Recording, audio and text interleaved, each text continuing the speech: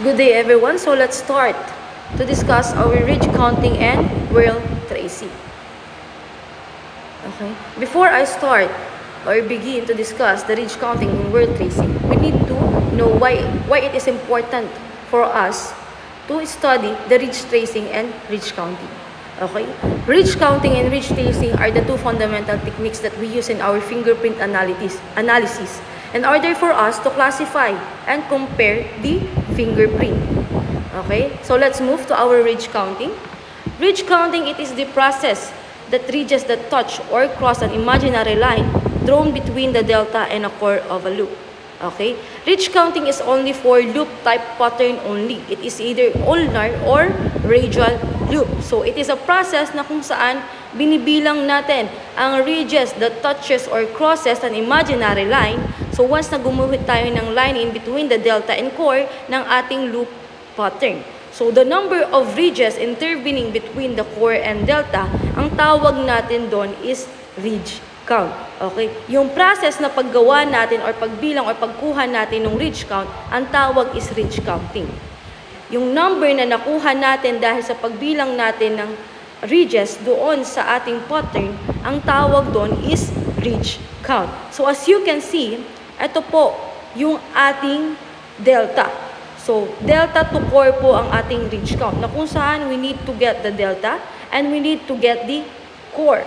Then pag nakuha natin yung delta and core, kailangan natin gumuhit ng imaginary line. Then, kung ano yung natamaan or napasadahan or nadaanan ng ating imaginary line, kailangan nating bilangin yung mga ridges na yon at kung ilan yung nabilang nating ridges papunta dun sa core, yun yung magiging ridge count natin. Okay? So next, so in determining the ridge count of a loop pattern, we need to know the rules. So kailangan nating alamin kung ano ba yung mga rules and ridge counting in order for us to get the correct ridge count of a pattern. Okay, so number 1, locate the exact core and delta. Siyempre, kailangan nating i-locate kung saan ba yung exact core and delta natin in order for us to get the correct ridge counting. Okay? So next tayo, delta and core. So in delta and core are not counted. Pag nagbibilang tayo ng ridge count, hindi po kasama sa bilang ang delta and core. Then there must be a wide space between a ridge to the next ridge. Okay? Sa pagkuha po ng ating ridge count, dapat daw mayroon tayong makikitang wide space between ridge papunta dun sa next ridge. Okay? Kung makikita nyo, ito yung ridge at may makikita kayong mga white na yan.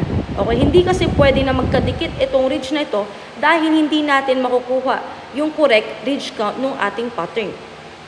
Then next, count all the ridges that cross or touch the imaginary line between the delta and core. So pag nagawa na natin or na-locate na natin si exact core and delta, then yung delta and core daw ay hindi kasama sa countings natin sa pagkuha ng ridge count, then kailangan may wide space between a ridge to the next ridge. So ang gagawin na natin or pinakalas na gagawin is kailangan na natin bilangin yung mga ridges na natamaan ng ating imaginary line delta to core. Okay, next tayo sa isang rules pa rin tayo. Okay? Mayroon tayong mga different ridge or ridge characteristics na kung saan pag nakita natin is mayroon siyang count. Okay? Mayroon siyang ridge count. Okay? Ridge island or a dot. Okay? So ridge island or a dot.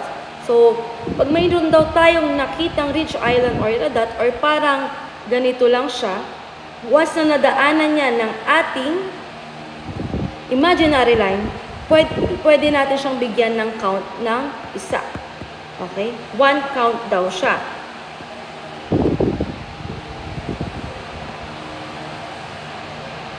The next, short ridge. Okay? Kung may nakita naman daw po tayong maliit na ridge lang na ganyan, which is the short ridge ang tawag natin doon.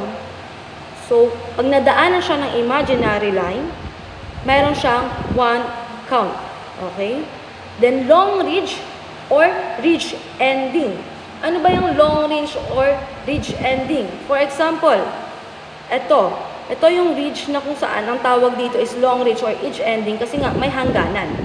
Na kung saan pag natamaan yan ng ating imaginary line, mayroon po siyang isang ridge count. Then last, the abrupt and ending ridge.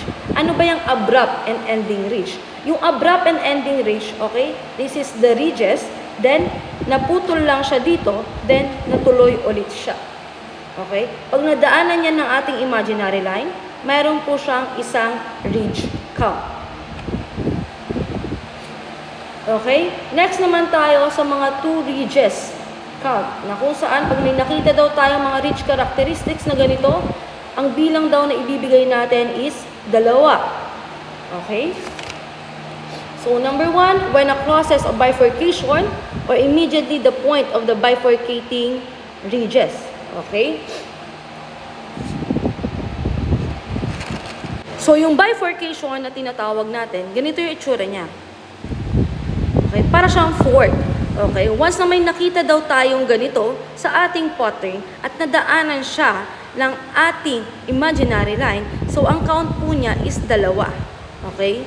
So, 2 po ang ibibigay natin na ridge count dyan. Then, ridge enclosure or lake. So, ano naman yung ridge enclosure or lake? Yung ridge enclosure or lake, for example, okay, mag-drawing tayo. For example lang to ha. Okay.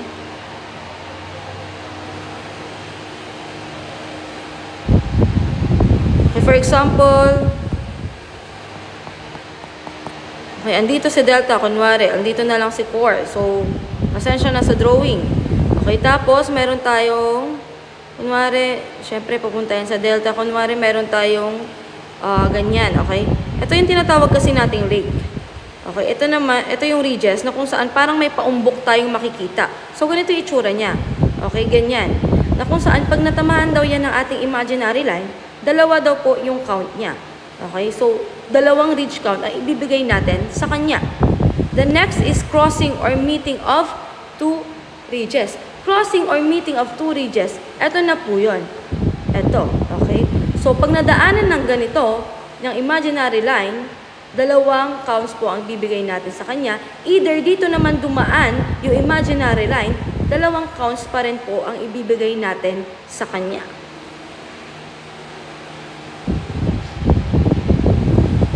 Okay, this is the example. So, nandito si core, andito si delta, na kung saan, syempre, ang delta and core ay hindi kasama sa ating ridge count. So, pag binilang natin yan, 1.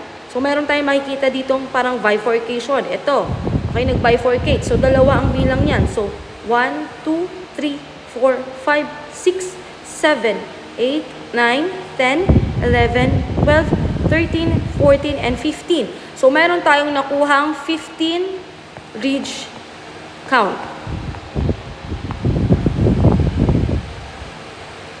Okay, next naman na tayo sa ating whorl tracing. Okay, kung sa ridge count, delta to core, then loop pattern lang po siya applicable. So, whorl tracing po, delta to extreme right delta po ang pagkuha natin. But, in ridge counting, di ba, ang kinukuha natin is yung number, yung bilang ng ating ridges. Pero dito, sa whorl tracing, ang kinukuha natin is kina-classify natin if it is the pattern is inner, meeting, or outer. Okay? Okay, whorl tracing is the technique of whorl tracing depends upon the establishments of the focal points, the deltas. The ridge emanating from the lower side or point of the extreme left delta is traced until the point nearest or opposite the extreme right delta is reached. The number of ridges intervening between the tracing ridge and the right delta are then counted. Okay, so hahanapin natin si left delta, then si right delta. Then dun natin i-connect or dun tayo papunta kay right or left delta. Mayroon din tayong bibilangin dito na kung saan, yun po yung magiging basihan natin kung inner or outer or meeting tracing ba itong pattern natin. Okay? So we have also rules in whorl tracing in order for us to determine the correct answer or the correct tracing. Okay, number 1, tracing begins the left delta until the extreme right delta is reached. Okay, syempre sinabi ko yan, left delta to right delta. Okay, so andito si delta.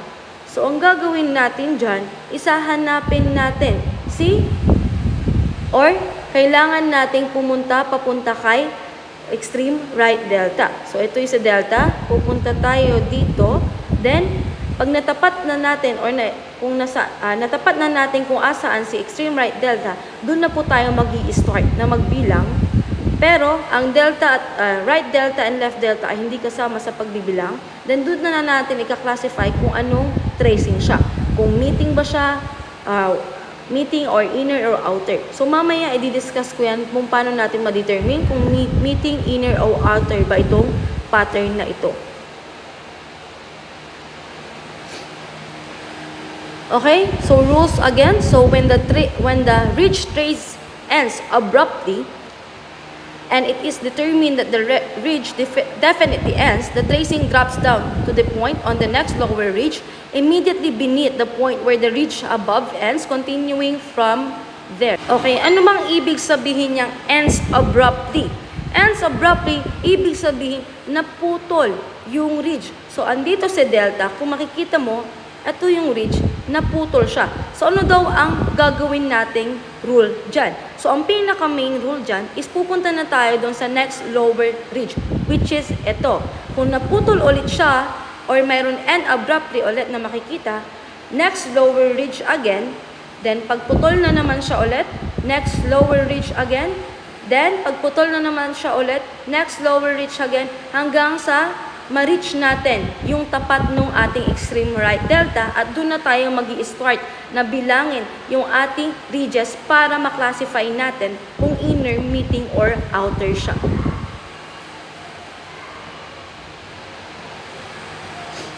The next, rules and whirl tracing again. So, whenever the ridge trace bifurcates, the rule for tracing requires that the lower limb or branch proceeding from the bifurcation be followed. So, this is the delta. We need to reach the extreme right delta. So, paano? So, ang pinaka-rule natin dyan is that kailangan doon tayo mag-start sa baba ng ating delta. Kung makikita nyo, mayroon na naman tayong bifurcation. Okay? Yung bifurcation, yung sinasabi ko, para siyang fork. So, para siyang ganyan. Okay? Pag mayroon daw tayong nakitang ganito, ang pinaka rule na kailangan nating i-apply is that doon tayo magi-start sa lower limb or branch ng ating bifurcation. Okay? So, pag mayroon na naman ganon, doon na naman sa lower limb niya hanggang sa ma-reach natin yung tapat ng ating extreme right delta at doon na natin bibilangin yung ridges to classify if it's inner, meeting, or outer. Okay, rules and whirl tracing again. So if the ridge trace passes inside or above the right delta and 3 or more ridges intervene between the tracing ridge and the delta, the tracing is designed as an inner. If the ridge trace passes outside or below the right delta and 3 or more ridges intervene between the tracing ridge and the right delta, the tracing is designed or designated as an outer. All other tracing are designated as meeting. Okay? Pag 0 to 2 ridges yung nakukuha nating bilang doon sa ating pattern, ang kanyang designated is meeting.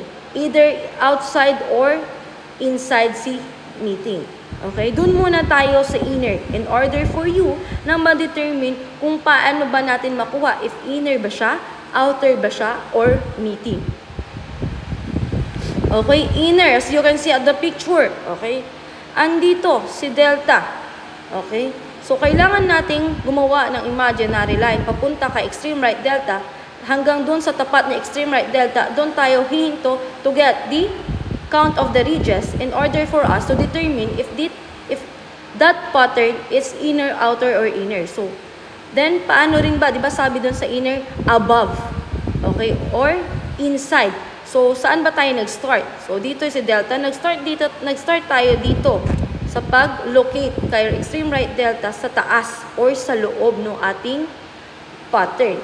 Okay? Kaya siya inner. Then, nagbilang tayo 1, 2, and 3 So, meron siyang tatlong ridges na kung saan sinabi dyan pag 3 or more at sa loob or inside or above ng pattern natin nakuha or inside or above ng delta rather natin na bilang yung ating mga ridges, ang ika-classify natin doon is inner.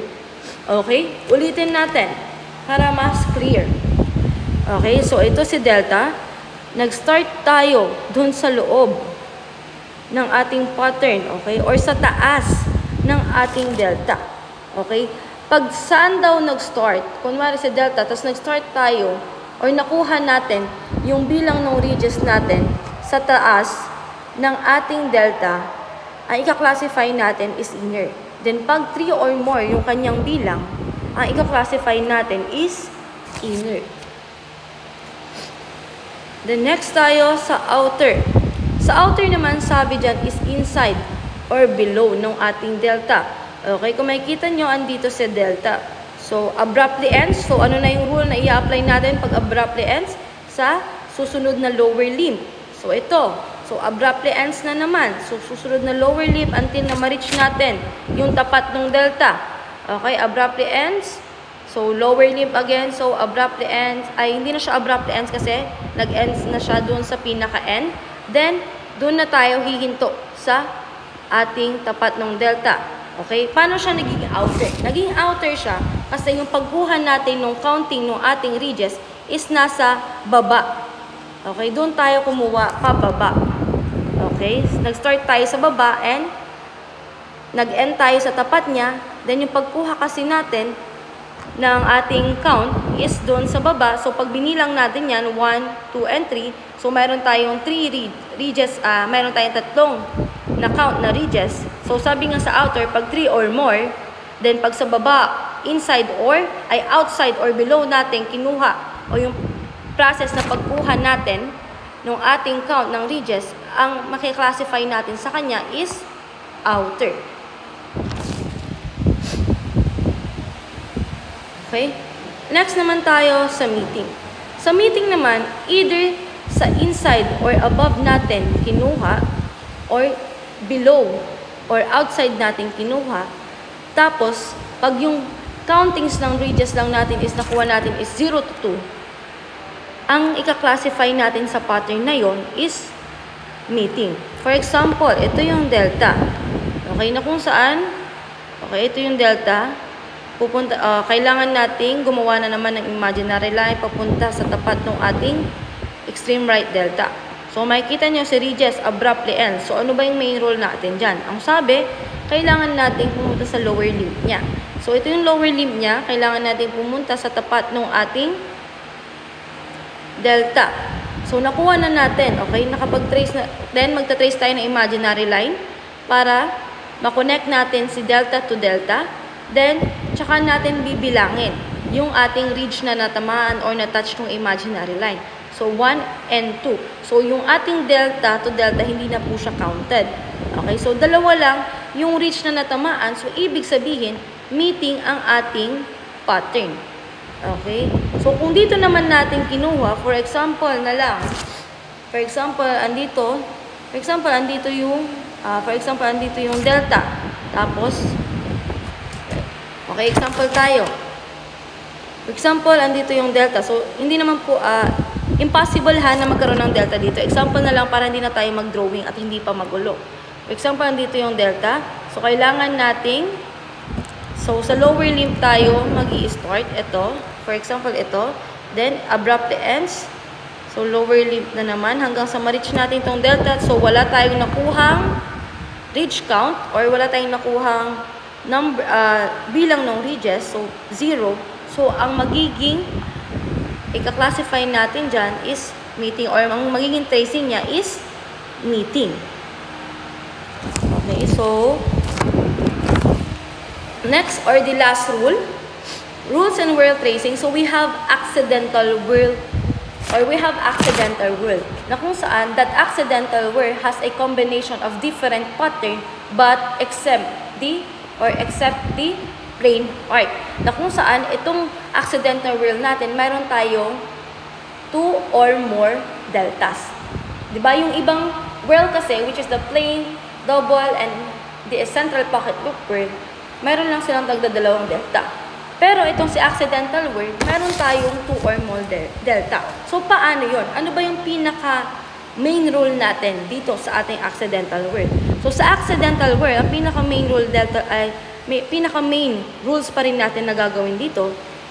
If mayroon tayong nakitang tatlong delta dun sa ating pattern, ang gagawin pa rin natin is the left delta hanggang kay extreme right delta pa rin tayo.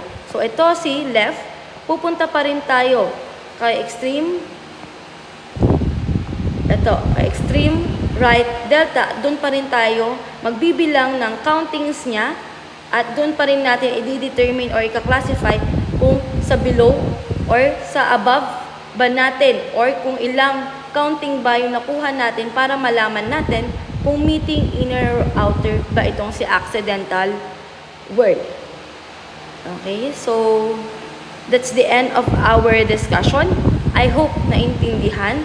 So if you have any questions, pwede po tayong magsabi or pwede po kayong mag-chat sa akin in order for you na mas maintindihan pa po itong ridge counting and whirl tracing.